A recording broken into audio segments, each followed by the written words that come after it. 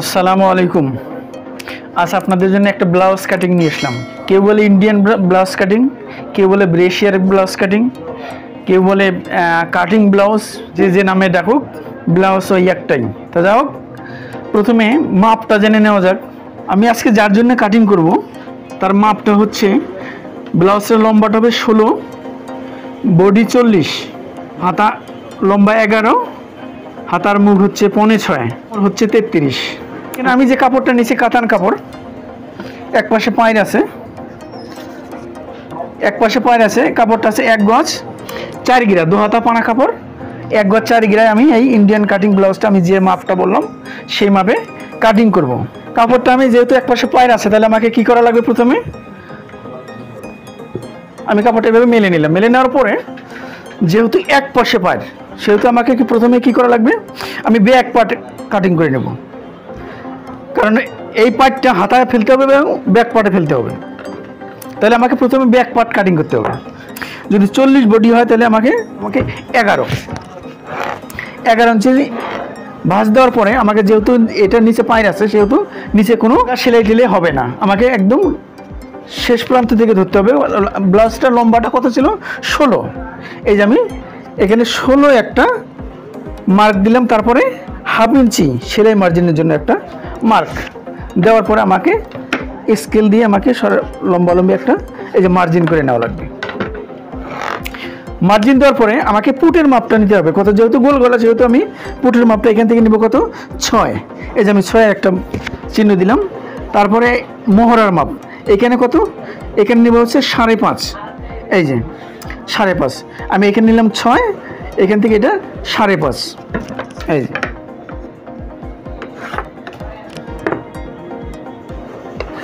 5.5, এটা আমার গেল হচ্ছে মোহরা। তাহলে আমার এখন গলা কাটিং করতে হবে। গলা যেহেতু গোল গলা এবং পিছন পাশে একটু বড় হবে, এটা যেহেতু ব্যাক পার্ট, ফ্রন্ট পার্টের যে গলা সেই মাপে কাটিং করতে হবে। তাহলে আমি এই পাশে নেব কত? 3। এই পাশে 3 নেওয়ার পরে এই পাশে হচ্ছে 5.5। আমি এই আগে প্রথমেই 5.5 নিছি। এই যে 5.5, এই মার্জিনটা 5.5। এই যে, তাহলে আমাকে গোল গলা কাটিং করে নেব। বডি কত? বডি হচ্ছে 40, 4×10 = 40। এই যে 10, এবং এখানে 1 ইঞ্চি সেলাই মার্জিনের জন্য বাড়তি। তাহলে আমি কত নিয়েছিলাম? 11। এই যে 11। আমি কাটিংটা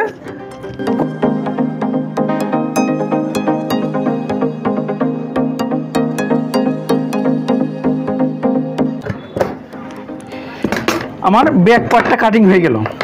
আমি ব্যাক পার্টটা কাটিং করে নিলাম। এখন ফ্রন্ট পার্ট কাটিং করব।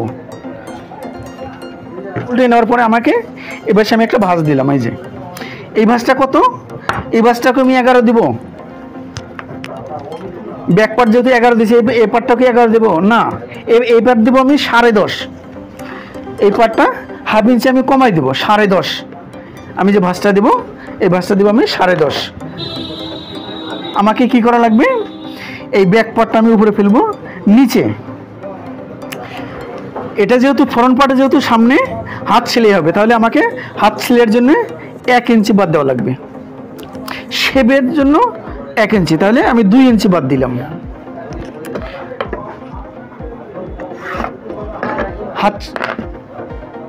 হাত সেলাইয়ের জন্য 1 ইঞ্চি এবং শেপের জন্য 1 ইঞ্চি, আমি 2 ইঞ্চি বাদ দিয়ে আমি এই 2 ইঞ্চি থেকে, এখান থেকে আমি ব্যাক পার্ট, ফ্রন্ট পার্টটা আমি কাটিং করব।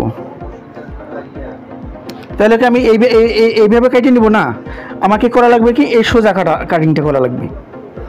এই যে এখানে আমি গলার জাস্ট চক দিয়ে চিহ্নটা দিলাম, আমি এইখান থেকে কাটিংটা করব।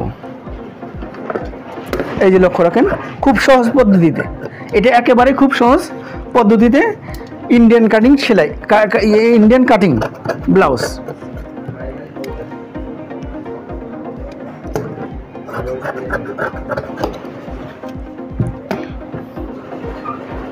এই যে আমি পুট থেকে 11.5 ইঞ্চি নিচে আমি একটা এই যে মার্জিন দিলাম। মার্জিনটা এই যে ভাঁজটা যে আমি দিছি 11.5 ইঞ্চি নিচে, এই বিষয়ে আমি ভাঁজটা দিছি। এখান থেকে 11.5 ইঞ্চি নিচে ভাঁজ দেওয়ার পরে এটা কোনাকুনিভাবে এখানে 1 ইঞ্চি আমি 1 ইঞ্চি অ্যাঙ্গেল করে নিছি, 1 ইঞ্চি কোনাকুনিভাবে আমি এই যে কাটিংটা করে দেব। এই যে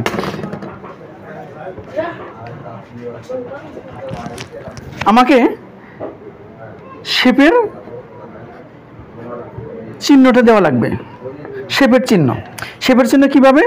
আমি এই পাশে নিলাম কত 5.5, এখান থেকে এই পাশে 5.5 নিচে এই যে চিহ্ন, এখান থেকে 5.5, এ পাশে 5.5, এ পাশ থেকে 5.5, আমি এই যে কাটিংটা করে দেখাই।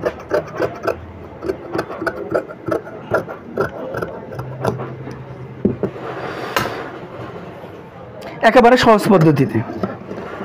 তাহলে এখন এই যে আমার যে অবশিষ্ট কাপড়টা থাকলো এইটা, এই কাপড়টা দিয়ে আমি এই যে পার্ট 2 এই শেপটা একটা অন্তত শেপ কাটিং করা যাবে। এই যে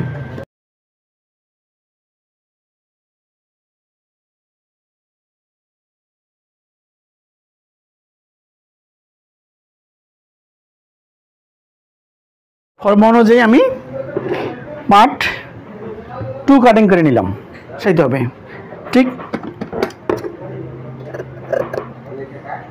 এই যে এভাবে বসানোর পরে এখানে সেলাই মার্জিন,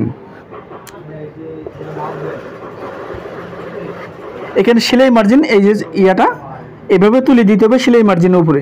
তুলে দেওয়ার পরে এখানে 3 ইঞ্চি, এই যে এখানেও 3 ইঞ্চি। এই যে তাহলে আমি গলাটা এই যে কাটিং করে নিই।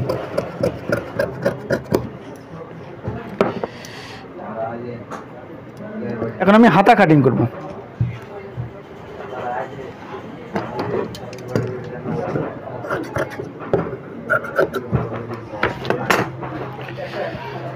তাহলে আমাকে হাতা কাটিং করতে এই যে লেসটা, এই লেসটা আমাকে আলাদা করে নেওয়া লাগবে, এই পাইটটা আমাকে আলাদা করে নেওয়া লাগবে। এই পাইটটা আমি আলাদা করে কতটুকু পরিমাণ নেব? এই যে এই পরিমাণে আলাদা করে নিলাম আমি। এখানে সেলাই মার্জিন বাদ দিয়ে আমি আলাদা করে নিলাম। এটা আমার কতটুকু দাঁড়ালো হচ্ছে 2 ইঞ্চি। আমি কি করব? এইখান থেকে হাতাটা কাটিং করে নেব। আমাকে এই পাশে একটা, আমি প্রথমে একটা ভাঁজ দিলাম, প্রথমে এই পাশে একটা ভাঁজ দিলাম। ভাঁজ দেওয়ার পরে তারপরে আমাকে এই পাশে আর একটা ভাঁজ দেওয়া লাগবে। আমি এই পাশে ভাঁজটা কোন পর্যন্ত দিব? বডি 40 যদি হয় দেওয়া লাগবে হচ্ছে 8 ইঞ্চি। এই যে আমি 8 ইঞ্চি পরিমাণ ভাঁজ দিলাম। 11, এখানে যেহেতু 2 আছে সেহেতু হাফ ইঞ্চি সেলাই মার্জিন বাদ দিলে হচ্ছে 1.5। তাহলে আমাকে এখান থেকে 1.5, এখানেও হাফ ইঞ্চি সেলাই মার্জিন বাদ এবং এই 1.5, আমার ইয়াটা কত 11, হাতার লম্বা 11 এবং এ পাশে সেলাই মার্জিন হাফ ইঞ্চি। তাহলে আমার হাতার মুখ কত 5.6, এখানে 1 ইঞ্চি বাড়তি। তাহলে এখান থেকে আমি এই যে সেলাই মার্জিন থেকে শুরু করে এখান থেকে আমি 3 ইঞ্চি নিচে আমি একটা, এই যে 3 ইঞ্চি নিচে আমি একটা ইয়ে দিলাম, মার্জিন দিলাম। মার্জিন দেওয়ার পরে এই যে তাহলে আমি হাতাটা কাটিং করি।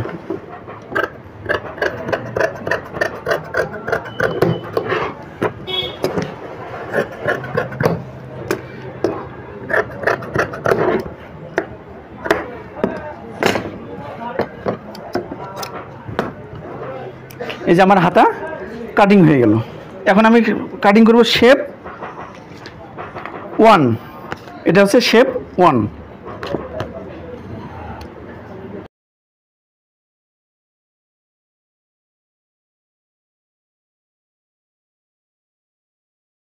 দুই পার্ট শেপ 1, আমি তো শেপ 2 প্রথমে এক পার্ট কেটে নিছি, এখন আমি দ্বিতীয় পার্টটা কাটিং করে নেব।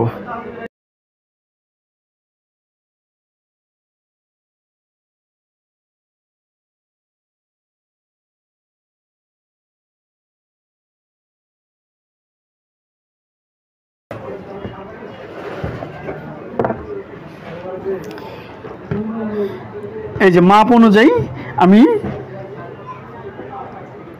এই যে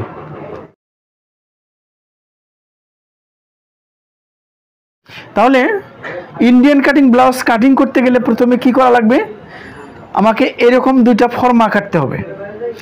কাটিং শেপের জন্য এরকম দুইটা ফর্মা কাটতে হবে। আগে ফর্মাটা কাটিং করে নেওয়া লাগবে। এখন ফর্মাটা আমি কীভাবে কাটিং করব, কারণ এই ফর্মাটা হচ্ছে মেন ব্লাউজের, ইন্ডিয়ান কাটিং ব্লাউজের এই ফর্মাটাই হচ্ছে মেন। তা আমি যে মাপটা বললাম সেই মাপে আমি এই ফর্মাটা কাটিং করব। প্রথমে আমি ফর্মাটা কাটিং করে নিচ্ছি। আমি এটা হার্ড কাগজ নিছি, আপনারা যে কোনো কাগজ নিতে পারেন, পাতলা কাগজ নিতে পারেন। এই শেপের দুইটা পার্ট আছে, এইটা 1 পার্ট এবং এটা 2 পার্ট। আমি প্রথমে 1 পার্টটা কাটিং করব, চিহ্ন দিচ্ছি 1 পার্ট। এটা হচ্ছে 1 পার্ট আর এটা হচ্ছে 2 পার্ট। এই 2 পার্ট, এই শেপের দুইটা পার্ট, একটা 1 পার্ট একটা 2 পার্ট। তাহলে আমি প্রথমে 1 পার্টটা কাটিং করব। তাহলে 1 পার্টটা কাটিং করতে গেলে আমাকে কি করা লাগবে, আমি প্রথমে দেখেন কিভাবে 1 পার্টটা কাটিং করতে হবে। আমি প্রথমে এই যে কলম দিয়ে আমি এখানে প্রথমে একটা মার্ক দিলাম। মার্ক দেওয়ার পর আমি যে মাপে কাটিংটা করব, আমি সেই মাপে অনুযায়ী 38 থেকে 42-43 বডি পর্যন্ত এই শেপে ব্লাউজ সেলাই করা যাবে। তাহলে আমি প্রথমে কি করব, এখানে আমি একটা চিহ্ন দিলাম, এখান থেকে 7.25, এই যে 7.25 ইঞ্চি আমি আর একটা মার্ক দিলাম। মার্ক দেওয়ার পর আমাকে লম্বালম্বি একটা মার্জিন দিয়ে নেওয়া লাগবে। এই যে আমি একটা মার্জিন দিয়ে নিলাম। তো এখান থেকে 3 ইঞ্চি, এখান থেকে 3 ইঞ্চি উপরে আমি আরেকটা মার্জিন দেব। 3 ইঞ্চি উপরে আরেকটা মার্ক দিলাম। 3 ইঞ্চি উপরে আরেকটা মার্ক দেওয়ার পরে এই মাঝামাঝি থেকে এখানে 4 ইঞ্চি, এই 4 ইঞ্চি উপরে আমি আরেকটা মার্ক দিলাম। 4 ইঞ্চি উপরে আমি আরেকটা মার্ক দিলাম এখান থেকে এই সোজা। এবং এই মার্ক থেকে আমাকে এইখানে নেওয়া লাগবে হচ্ছে 8.25। এটা সোজা 8.25 আমি আরেকটা এই যে মার্ক দিলাম। মার্ক দেওয়ার পরে আমি এই মার্ক এবং এই মার্কে আমি একটা মার্জিন দিয়ে নেব। এই যে আমাকে দুটো মার্জিন হলো, তাহলে আমি আরেকটা মার্জিন দেব এইখান থেকে এইটা।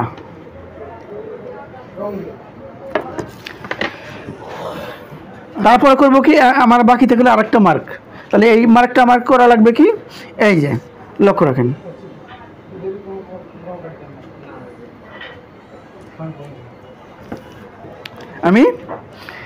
এটা হচ্ছে আমার 1 পার্ট।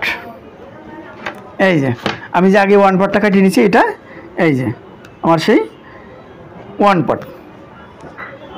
তাহলে আমার 1 পার্টটা হয়ে গেল।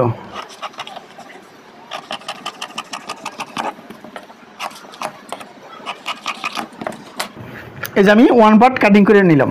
এখন আমাকে 2 পার্ট কাটিং করতে হবে। 2 পার্ট কাটিং করতে আমাকে কি করা লাগবে, এটা হচ্ছে 2 পার্ট, এটা হচ্ছে 2 পার্ট। 2 পার্ট কাটিং করতে আমাকে কি করা লাগবে, প্রথমে আমাকে মাঝামাঝি একটা গোল বৃত্ত আঁকবে। তারপরে কি করা লাগবে, এই মাঝামাঝি থেকে 7.5, এই যে একদম মাঝামাঝি থেকে 7.5, এই যে এখানে আমি দেওয়ার পরে একটা মার্ক দিলাম। এখানে এই পাশে 7.5 আমি একটা মার্ক দিলাম বরাবর। এই সোজা বরাবর আমি একটা 7.5 মার্ক দিলাম। এই বৃত্ত থেকে এই পাশে 5 মানে 2.5, এই পাশে 2.5, এখান থেকে 2.5 এবং এখান থেকে 5 আমি আর একটা মার্ক দিলাম। দেওয়ার পরে আমাকে এই মার্ক থেকে হচ্ছে 3 ইঞ্চি, তাহলে 3 ইঞ্চি হলে দেড়, এই যে 3 ইঞ্চি।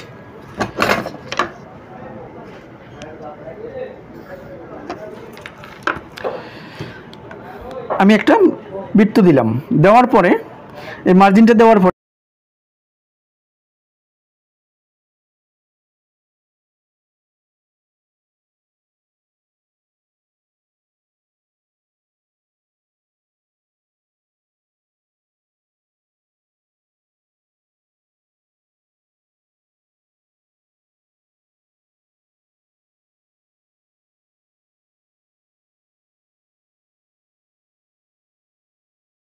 মাপে কাটিংটা করব, সেই মাপে আমি এই শেপের 2টা পার্ট কাটিং করে নিলাম। তাহলে এখন আমাকে কাপড়